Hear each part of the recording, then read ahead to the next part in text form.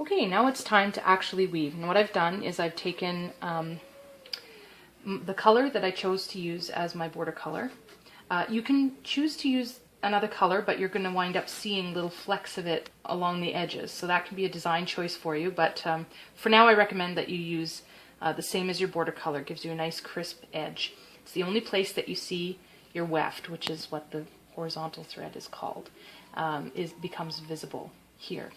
So I've taken that and I've wrapped it around a little piece of cardboard. I've taken a little rectangle and cut out 2 notches and a little slit to slide the thread into just at the beginning. And I've just wound it around until I've got a little chunk on here. Don't worry if you don't have enough. I'll show you in the next segment what to do when you don't quite have enough thread to add a little bit more in. So I'll unwind a little bit.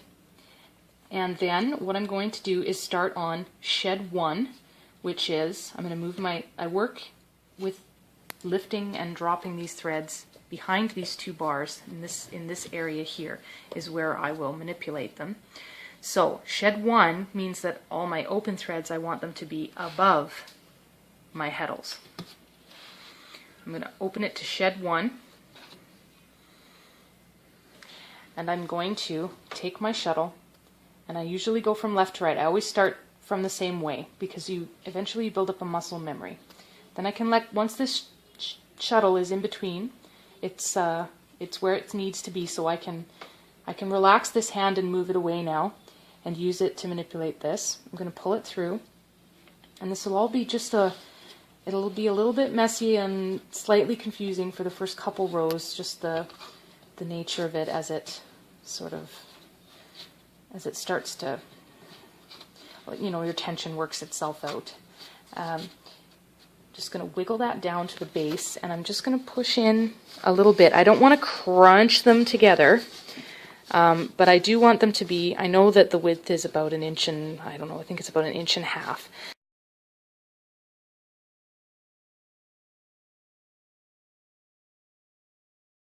So I'm going to just wiggle it down there. I'm going to leave about 6 inches of a tail. Now I'm going to change it to shed 2, which means I'm going to move these open threads below my heddles. And I'm going to slide my shuttle back in. Now you can use the bottom straight edge of your cardboard. This is called beading. You do this every time you change the shed before you pull your thread through. You beat down your previous thread, and you see this where the threads are crossing here, and that acts as a combing technique, and it's going to push and nestle this in. Okay, and once I've beat it, now you can use that straight edge, or you can use this ruler, and we're going to do this on the next round. So once you're done beating it, you're going to pull that through, and you see I'm holding this little loop here, and I like to hold that right until the bitter end, and then I just give it just a little tug. I don't want to suck it in too much. I'm just going to, about like that. On that very same shed with the open threads down, the same shed that I went through with this thread, I'm going to take my tail, and this is just on the first, on the first change. I'm going to pull that tail back through, and that will lock in the tail so that it allows me to cut this when I'm finished without fraying. So that's just a little trick that I do right at the beginning to seal that off. Okay, now I'm going to change back to shed 1, which is my open threads above the heddles. I'm going to take this ruler from a school student's geometry set, which is one of my favorite tools, and I'm going to put that in there, and I'm going to use it as my straight edge to beat. And I'm going to beat it down. I'm not going to beat it down too tightly. I think that's probably about 1/4 of an inch. I don't know if you can see, this is the base where the threads cross here, and this is the next cross where my beater is. So this row, you can see it's about 1/4 inch. Maybe I'll show you again as I've woven a little bit. But now I'm going to use this ruler because I need to put my thread through on this new shed, and I'm just going to use it. I'm going to turn it sideways in between to save the shed. I call that saving the shed.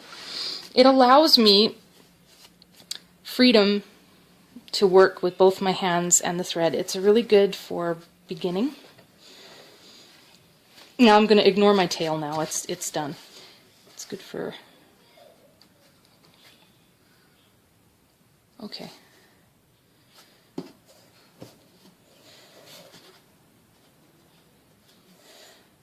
All right.